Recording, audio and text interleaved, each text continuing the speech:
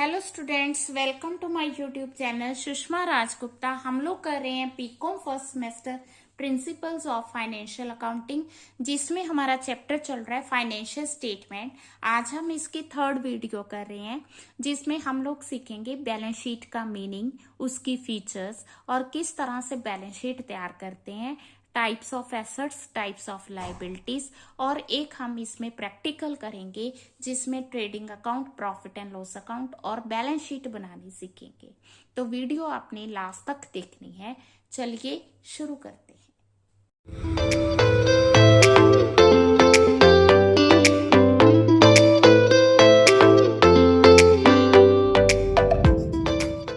Financial statement का third part है balance sheet. जब हम ट्रेडिंग अकाउंट तैयार करते हैं, उसके बाद प्रॉफिट एंड लॉस अकाउंट तैयार किया जाता है, then we are to prepare the balance sheet. फिर बैलेंस शीट होती क्या है? बैलेंस शीट एक स्टेटमेंट है जो कि financial position of a business measure करती है, फाइनेंशियल पोजीशन को मेजर करती है। Profit and loss income statement जिसे हम कहते हैं, वो हमें प्रॉफिट और लॉसेस के बारे में बताती है। बट जो बैलेंस शीट है वो हमें बिजनेस की on a certain fix date की फाइनेंशियल पोजीशन क्या है उसके बारे में बताती है। ठीक है, अब फाइनेंशियल पोजीशन हमें कहाँ से पता चलती है? किसी भी कंसर्न की फाइनेंशियल पोजीशन हमें उसके एसेट्स और लाइबिलिटी से पता चलती है। अगर हमारे एसेट्स लाइबिलिटी से ज्यादा है, अगर हमारे एसेट्स लाइबिलिटी से ज्यादा है, इट मींस कि हमारी कैपिटल है। वी कैन से कि डिफरेंस बिटवीन एसेट्स और लाइबिलिटी क्या होता है? कैपिटल होती है। बैलेंस शीट की कुछ फीचर्स हैं। फर्स्ट वन इज कि ये एक पर्टिकुलर डेट को तैयार की जाती है। ठीक है, जहां तो 31 दिसंबर आती है या 31 मार्च आती है, तो ये डिपेंड करता है कि आपके बिजनेस का फाइनेंशियल ईयर कौन सा है। जो भी फाइनेंशियल ईयर है उसके अकॉर्डिंग बैलेंस शीट उस डेट को, क्लोजिंग डेट को तैयार की जाती है। दूसरी बात है कि जो बैलेंस शीट है वो trading and profit and loss account के बाद तैयार की जाती है। ठीक है जी। और इसमें एक और खास बात है, जब हम बैलेंस शीट तैयार करेंगे तो उसकी एक साइड पे एसेट्स होंगे और दूसरी साइड पे लाइबिलिटीज होंगी। तो पॉइंट ये आता है कि जो एसेट्स का टोटल है और जो लाइबिलिटीज का टोटल है, that should be equal. Equal होना जरूरी है। जब हम बैलेंस शीट तैयार करते हैं तो बिजनेस, ठीक है, बिजनेस ऑर्गेनाइजेशन की बैलेंस शीट तैयार करने के दो मेथड है। एक है इन ऑर्डर ऑफ लिक्विडिटी, दूसरा है इन ऑर्डर ऑफ परमानेंस। ठीक है, तो जब हम लिक्विडिटी की बात करते हैं, in order of liquidity, order of liquidity, तो इसमें हम लिक्विड एसेट सबसे पहले लेते हैं, फिर हम फ्लोटिंग एसेट्स लेते हैं, फिर फिक्स्ड एसेट्स लेते हैं, और देन इंटेंजिबल एसेट, और बिल्कुल लास्ट में हम लोग फिक्टिशियस एसेट लेते हैं। फिर इन ऑर्डर ऑफ परमानेंस क्या है? इन ऑर्डर ऑफ परमानेंस में हम लोग क्या करते हैं? सबसे पहले फिक्टिशियस एसेट्स लेते हैं, फिर हम इंटेंजिबल लेते हैं, फिर फिक्स्ड एसेट्स लेते हैं, फिर फ्लोटिंग एसेट्स लेते हैं, फिर लिक्विड एसेट्स लेते हैं। यहाँ पे हमने लिक्विड एसेट कहाँ लिए? लास्ट में। और यहाँ हमने लिक्विड एसेट कहाँ लिए? फर्स्ट में। तो ये बिल्कुल ही रिवर्स हो जाती है जब हम परमानेंस पॉइंट ऑफ व्यू लेते हैं। ठीक है, परमानेंस मतलब परमानेंट। ठीक है, and when the order is reverse, इसमें हम बिल्कुल ही लिक्विडिटी वाले ऑर्डर को रिवर्स करते हैं, तो इसे परमानेंस कहा जाता है। ठीक है, परमानेंस का मतलब होता है permanent asset. We can say fixed assets. और लिक्विड एसेट्स कौन से होते हैं? वो जिन्हें हम इजिली कैश में कन्वर्ट कर सकते हैं। अब हम इन ऑर्डर ऑफ लिक्विडिटी में लाइबिलिटीज कैसे लेते हैं? सबसे पहले हम करंट लाइबिलिटीज लेते हैं, फिर हम लॉन्ग टर्म लाइबिलिटीज लेते हैं, फिर हम फिक्स्ड लाइबिलिटीज लेते हैं। ठीक है, इन ऑर्डर ऑफ परमानेंस में सबसे पहले फिक्स्ड लाइबिलिटीज, फिर हमने लॉन्ग टर्म लाइबिलिटीज, और लास्ट में हमने करंट लाइबिलिटीज लेनी है। पॉइंट समझ के? तो इस तरह से दोनों को, मतलब कि जब हम लिक्विडिटी में लेना है तो लिक्विड एसेट्स और लिक्विड लाइबिलिटी, करंट लाइबिलिटीज को पहले नंबर पे लेना है, जब हमने परमानेंस लेना है तो उसको रिवर्स करना है। अब हम बात करते हैं एसेट्स की क्लासिफिकेशन की। तो सबसे पहले एसेट्स क्या होते हैं? एसेट्स है जो हमारे पास किसी तरह की प्रॉपर्टी है, property and possession of business, जिसमें स्टॉक आ गया, लैंड आ गई, बिल्डिंग आ गई, बुक डेट्स आ गए, कैश आ गए। तो ये सारे एसेट्स के एग्जाम्पल्स हैं। ठीक है, आप इनकी क्लासिफिकेशन करेंगे तो सबसे पहले आके फिक्स्ड एसेट। फिक्स्ड एसेट जो हम परमानेंटली अक्वायर करते हैं, ठीक है, वो जो है प्रॉफिट को अर्न करने के लिए यूज किए जाते हैं। लैंड एंड बिल्डिंगों की, मशीनों की, फर्नीचर हो गया, ये सारे के सारे फिक्स्ड एसेट्स हैं। सेकंड आगे करंट एसेट्स। करंट एसेट्स जैसे हो गया कैश, डेटर, स्टॉक, ठीक है, जिनको हम इजिली कैश में कन्वर्ट कर सकते हैं। ठीक है, कब कर सकते हैं? जब भी, मतलब as soon as possible we can convert into cash, is known as floating assets. Fixed asset वो जो हमने एक बार खरीदे, कई कई साल तक यूज होते हैं और जो प्रॉफिट को अर्न करने में मदद करते हैं। करंट एसेट्स वो जिनको हम इजिली कैश में कन्वर्ट कर सकते हैं। तो इसमें कौन से आगे, जैसे कैश खुद ही करंट एसेट हो गया। डेटर्स जिनसे हमने पैसे लेने हैं, जब हम उनसे पैसे मांगेंगे या 2 या 3 महीने का उनको अगर उधार दिया तो वो इजिली कैश में कन्वर्ट हो जाएंगे। इसी तरह स्टॉक, जिस गुड्स में हम डील करते हैं उनको हम इजिली मार्केट में सेल कर सकते हैं, तो वो करंट एसेट्स आ गए। समझ के? देन आ गया टेंजिबल एसेट्स। टेंजिबल एसेट्स वो एसेट्स हैं जिनको हम देख सकते हैं, छू सकते हैं, विच वी कैन सी और टच। ठीक है, जैसे मशीन होगी, कैश हो गया, स्टॉक हो गया। फिर इनटेंजिबल एसेट्स कौन से हैं? Intangible assets which we can't see और touch is known as intangible asset. Asset है बट इनटेंजिबल है। इनटेंजिबल मतलब हम उसे देख नहीं सकते। जैसे गुडविल होगी, किसी भी पर्सन की गुडविल, कोई भी पर्सन ले लो, उसकी गुडविल, रेपुटेशन है मार्केट में, उसका नाम चलता है। कोई हम इसमें हलवाई ले सकते हैं, कोई हम इसमें ट्रेडर ले सकते हैं, कोई हम इसमें ठीक है कोई भी जिसकी स्पेशलिटी है फर्नीचर मेकर ले सकते हैं।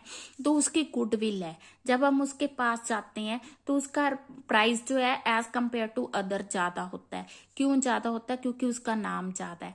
ठीक है, वो जो एक्स्ट्रा कमाई कर रहा है, ठीक है, because of his name, because of his goodwill, ठीक है, वो उसका एसेट हो गया। एसेट वो जो इनकम अर्न करने में मदद करता है। So goodwill is asset.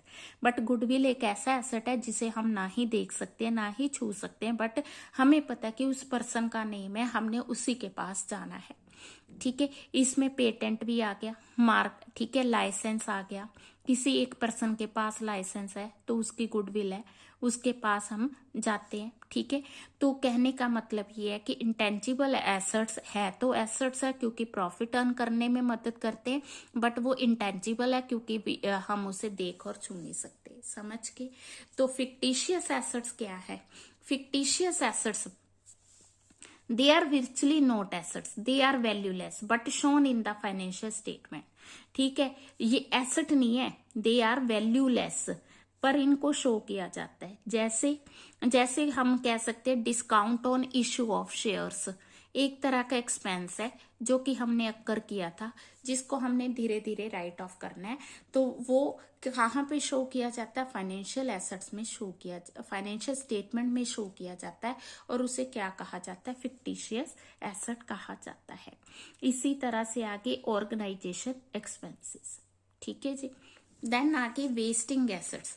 Wasting assets वो हैं जो कि नेचुरल रिसोर्सेज से अराइज होते हैं और जैसे जैसे हम उनको यूज करते हैं वो खत्म होते जाते हैं। They become exhaust. ठीक है, एग्जॉस्ट कैसे होते हैं? जैसे जैसे हम उनको यूज करते हैं। So they are known as wasting assets. Point clear है? देन आगे हमारे लिक्विड एसेट्स। लिक्विड एसेट्स को हम करंट एसेट्स भी कहते हैं। ठीक है, जो कैश की फॉर्म में ही होते हैं। जैसे मार्केटेबल सिक्योरिटीज आपके पास पड़ी हैं, ठीक है, स्टॉक मार्केट आपके पास है, जब मर्जी चाहे इसको कैश में कन्वर्ट कर सकते हो, तो they are known as liquid assets. Then contingent assets के, कॉन्टीजेंट एसेट्स वो एसेट्स हैं, ठीक है, जो किसी इवेंट के होने या ना होने पे डिपेंड करते हैं। अभी एग्जिस्टेंस में नहीं है, अगर वो इवेंट हुई तो वो एग्जिस्टेंस में आएंगे। जैसे कोई हमने फर्म की फेवर में सूट केस किया हुआ है, ठीक है, या हमने किसी दूसरी फर्म पे केस किया है, अगर हम जीत जाते हैं तो वो फर्म हमें क्या देगी, कंपनसेशन पे करेगी। तो वो हो गया कॉन्टीजेंट एसेट। कॉन्टीजेंट एसेट मतलब वो किस पे डिपेंड कर रहा है, केस के जीतने पे डिपेंड कर रहा है। जो किसी इवेंट के होने या ना होने पे डिपेंड करते हैं उन्हें कॉन्टीजेंट एसेट्स कहा। At present these are not asset, but अगर वो इवेंट होगी देन वो हमारे एसेट्स होंगे। देन आ गया वर्किंग कैपिटल। क्या है, it is the difference between the current assets and current liabilities. Account receivables क्या है, इसमें आके sundry debtors and bill receivable. हाँ जी, अब हम बात करेंगे लाइबिलिटीज की। लाइबिलिटीज क्या है, लाइबिलिटी वो अमाउंट है जो बिजनेस लीगली बाउंड है पे करने के लिए। ये आउटसाइडर के द्वारा किया गया क्लेम है। किस पे क्लेम किया, बिजनेस पे क्लेम किया। अब जो लाइबिलिटीज है वो आगे कितनी 4 टाइप्स की होती हैं। First is fixed liability. Fixed liability वो लाइबिलिटी है जो कि बिजनेस के टर्मिनेशन पर ही पे की जाएंगी, जैसे कैपिटल होगी, ठीक है। ये लाइबिलिटी टू ऑनर है, मैंने बिजनेस में पैसा इन्वेस्ट किया, ठीक है, ये मेरा पैसा मुझे कब वापस मिलेगा, जब बिजनेस बंद होगा, उससे पहले नहीं। थोड़े बहुत मैं निकलवा सकती हूँ, ड्राइंग्स कर सकती हूँ, बट ये बिजनेस के लिए फिक्स्ड लाइबिलिटी है। फिर आगे लॉन्ग टर्म लाइबिलिटी, वो लाइबिलिटी जो कि हम 1 साल के अंदर अंदर पे नहीं करते, रैदर 5 से लेके 10 साल तक की लाइबिलिटी होती है, उसे लॉन्ग टर्म लाइबिलिटी कहा जाता है। जिस लाइबिलिटी की ड्यूरेशन या जो लाइबिलिटी हमने 5 से लेके 10 साल के बीच में पे करनी है तो उसे हम क्या कहेंगे, लॉन्ग टर्म। जो कंपनी के बिजनेस के बंद होने पे करनी है उसे क्या कहा जाएगा, फिक्स्ड लाइबिलिटी। और जो 5 से 10 साल के अंदर पे की जाएगी that is long term liability. Current liability फिर क्या है, जो कि हम विद इन 1 ईयर पे करते हैं, उसे हम क्या कहते हैं, करंट लाइबिलिटी। इसमें बिल पेबल आ गया, शॉर्ट टर्म बैंक ओवरड्राफ्ट्स आ गए, तो वो आ गई करंट लाइबिलिटी। देन आगे कॉन्टीजेंट लाइबिलिटी। कॉन्टीजेंट लाइबिलिटी उसी तरह से जैसे कॉन्टीजेंट एसेट था उसी तरह से it depends upon the occurrences and non occurrence of uncertain event, जो हो भी सकती है नहीं भी हो सकती। जैसे हमारे पे किसी ने केस किया हुआ है, जैसे हमने पहले किया, या हमने हमारे पे किसी ने केस किया है, किसी एम्प्लॉय ने केस किया हुआ है for the gratuity for the pension. अगर हम जो है हार जाते हैं केस, ठीक है, डिफेंड हो जाता है, तो उस केस में वी विल हैव टू पे, हमें क्या करना होगा, हमें जो है अमाउंट पे करनी होगी, हैव टू पे।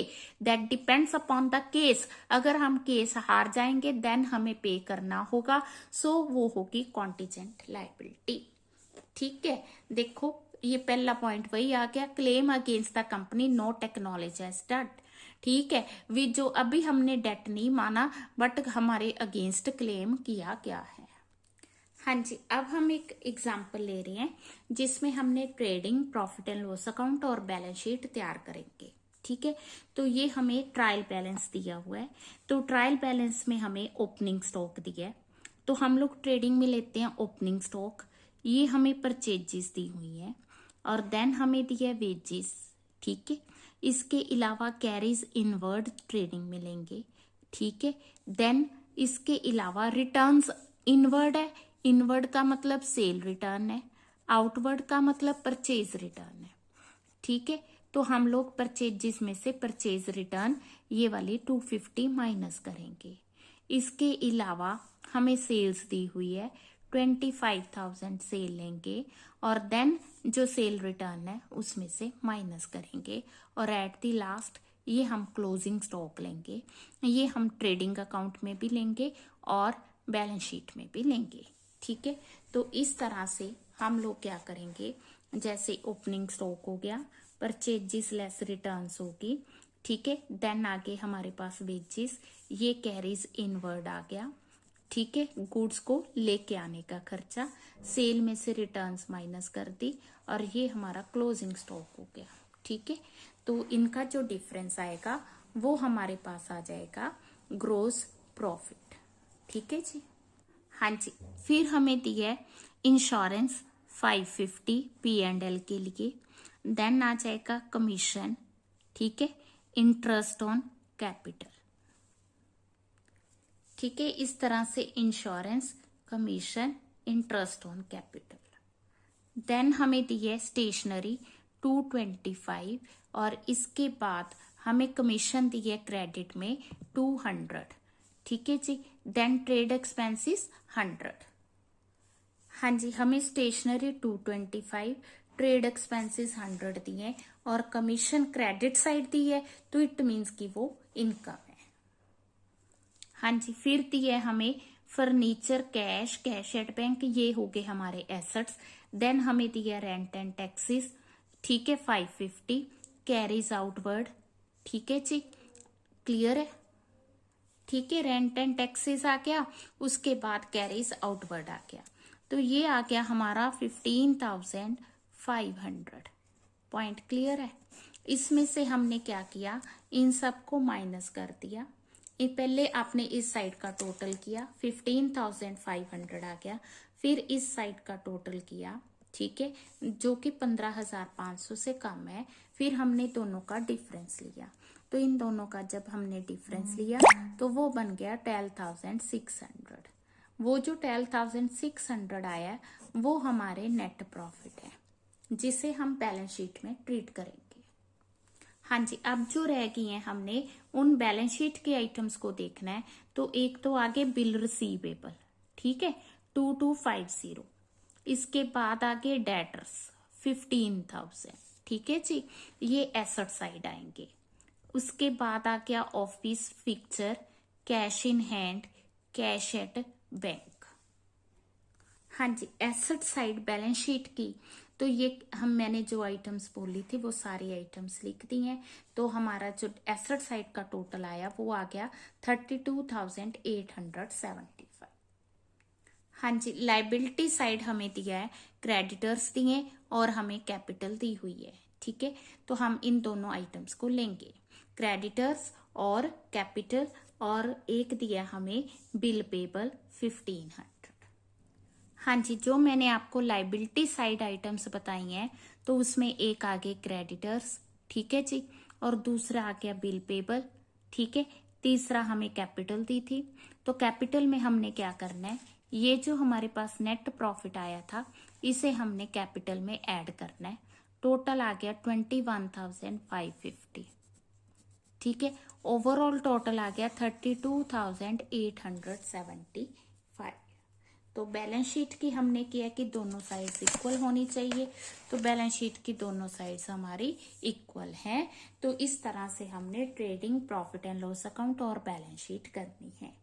ठीक है, जो हमारी नेक्स्ट वीडियो होगी उसमें हम एडजस्टमेंट्स करेंगे। होता क्या है कि जब हम ट्रायल बैलेंस तैयार करते हैं, ट्रायल बैलेंस तैयार करने के बाद कुछ आइटम्स ऐसी होती हैं जो कि रह जाती हैं।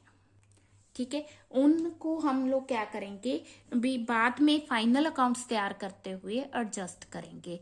किस तरह से एडजस्ट करना है और कौन कौन सी आइटम्स होंगी वो हम नेक्स्ट वीडियो में करेंगे। सिंपल क्वेश्चंस है, आपने इनको अच्छे से तैयार करना है। वीडियो अच्छी लगी, वीडियो को लाइक करें, चैनल को अभी तक नहीं सब्सक्राइब किया तो जरूर सब्सक्राइब करें और ज्यादा से ज्यादा शेयर करें और हमेशा खुश रहें। Thank you.